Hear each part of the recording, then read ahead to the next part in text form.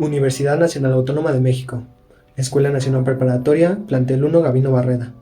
Presenta biopolímeros renovables, una aplicación de los polímeros naturales, almidón y celulosa. Presentado por el equipo Pumitas, integrado por Becerra Bisuri Yael, García Rojas Montserrat, Vázquez Casiano Lorena Itzel y Salgado Rodríguez Silvana de Exiri. Comencemos. Polímeros. Los polímeros son macromoléculas, o sea, moléculas enormes, formadas por unidades estructurales que se repiten siguiendo casi siempre un patrón determinado. Cada unidad se conoce como monómero y el proceso de formación se llama polimerización. Además, existen dos tipos principales de polímeros según su naturaleza. Uno, los polímeros naturales. Son los materiales que podemos encontrar en la naturaleza. 2. Los polímeros sintéticos. Son los materiales artificiales. El material polimérico que se forma dentro de los sistemas biológicos se denomina biopolímeros.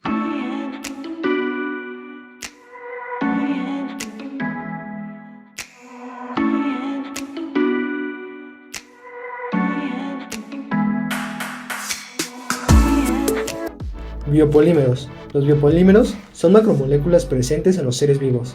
Una definición de los mismos los considera materiales poliméricos o macromoleculares sintetizados por los seres vivos. Existen tres familias fundamentales de los biopolímeros, y son proteínas, los cuales están comprendidos por las fibroínas y globulinas. Además, están los polisacáridos, donde están las celulosas sanguinatos. Y por último, los ácidos nucleicos, es decir, el ADN y el ARN. Clasificación de los tipos de biopolímeros. Los biopolímeros se pueden clasificar según su fuente, divididos en tres subgrupos. Primero, los polímeros basados en recursos renovables, tipo el almidón y celulosa. Luego los polímeros biodegradables basados en monómeros bioderivados, tipo los aceites vegetales y ácido láctico. Y por último, los biopolímeros sintetizados por microorganismos, tipo los polihidroxialcanoatos, o PHA. En cada imagen podemos observar el respectivo ejemplo de sus estructuras.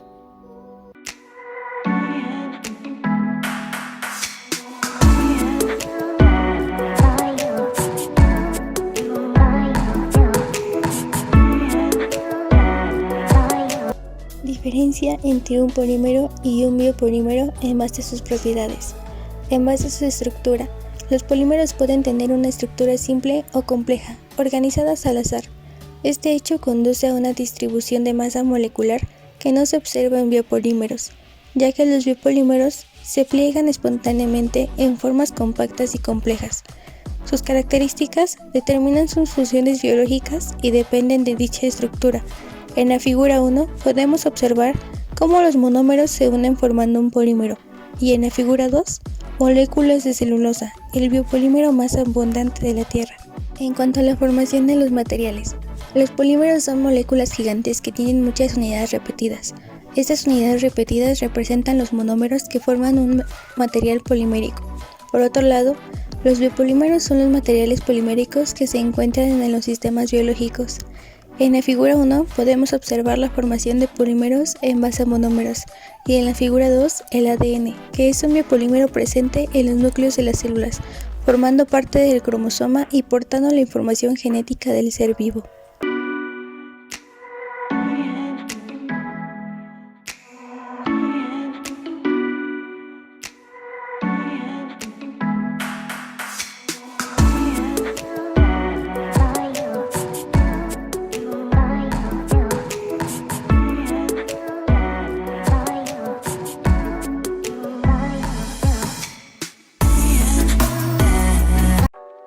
En cuanto a su degradación, los polímeros son esqueletos totalmente formados por carbono o con gran cantidad de enlaces cruzados de hidratos de carbono. Son mucho menos susceptibles a la degradación inducida por ácidos y bases. Muchos de estos polímeros resisten a la degradación química natural y a la microbiana. Por otro lado, en los biopolímeros, el envejecimiento y la degradación puede hacerse por vía aerobia o anaerobia. La acción combinada de la radiación ultravioleta fotodegradante, el calor y el oxígeno atmosférico destruyen los lazos químicos de los biopolímeros. Son procesos lentos y el polímero acaba por fragmentarse en cadenas de menor tamaño. Los biopolímeros pueden ser considerados sustentables debido a que están hechos de materiales procedentes de plantas que pueden ser cultivadas en forma continua. Por lo tanto, El uso de biopolímeros tiende a crear una industria sostenible en contraste con materias primas provenientes de polímeros derivados de petroquímicos, ya que las mismas propiedades que permiten su estabilidad y durabilidad también son las responsables de dificultar su degradación en la naturaleza.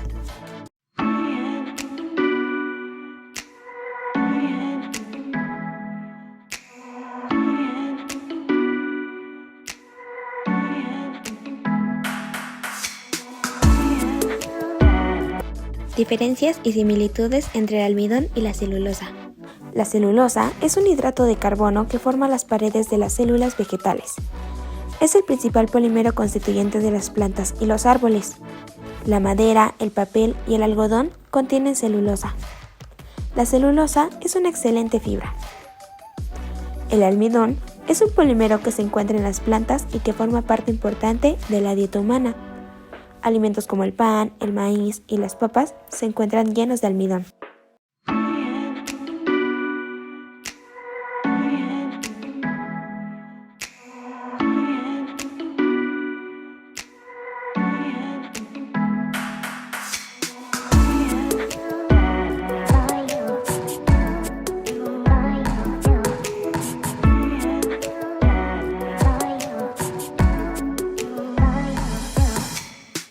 La diferencia estructural entre el almidón y la celulosa es la diferente orientación espacial entre los monómeros de glucosa.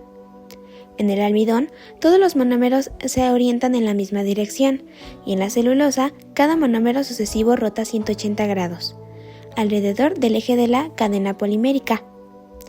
El almidón y la celulosa son dos polímeros muy similares. Ambas están constituidas por el mismo monómero, la glucosa. En nuestro cuerpo existen enzimas especiales que rompen el almidón en unidades de glucosa, así que nuestro cuerpo puede quemarla para producir energía. Si estás siguiendo una dieta sana, consigues así la mayor parte de tu energía a partir del almidón. Pero el cuerpo humano no tiene enzimas para destruir la celulosa y así poder obtener la glucosa. Algunos animales, como las termitas que comen madera, sí son capaces de romper la celulosa.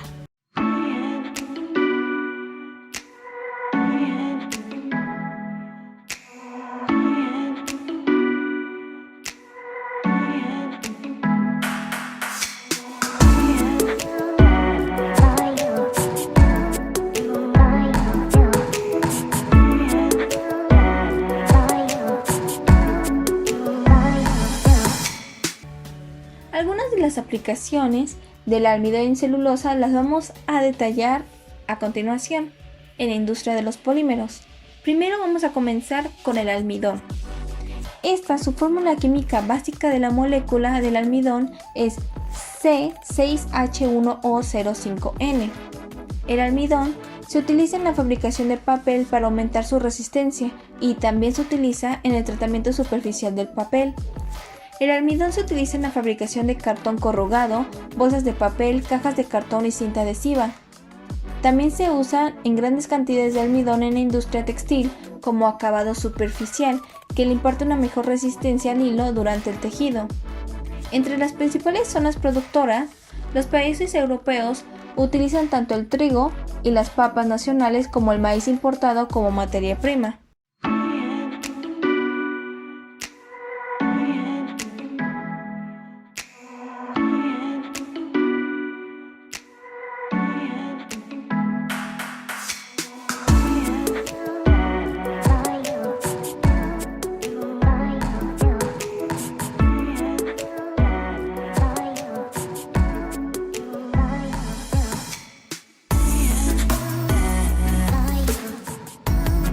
Ahora vamos a hablar sobre la celulosa. Esta tiene una estructura semicristalina que puede variar dependiendo del tipo de fuente de la cual está aislada. Igualmente, es posible obtener múltiples tipos de morfologías, estructuras supramoleculares relacionadas con su aspecto y por ende propiedades físicas y mecánicas, que estas son muy variadas. Los principales usos de estas celulosas son la fabricación de papel para periódicos y papeles para impresión y escritura de menor calidad. Esta celulosa es menor a la resistencia de la química, no por la presencia de la lignina remanente, sino porque las fibras de ellas contenidas se han cortado en el proceso de fabricación. A nivel mundial, de total de 300 millones de toneladas de celulosas producidas, cerca de un 76% corresponden a celulosas químicas y solo un 24% a celulosas mecánicas.